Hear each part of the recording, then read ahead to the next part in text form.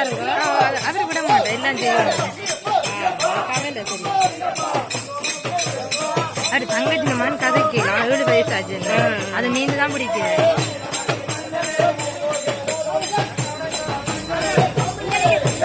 படிக்கிற மகன் கதைக்குமா வந்து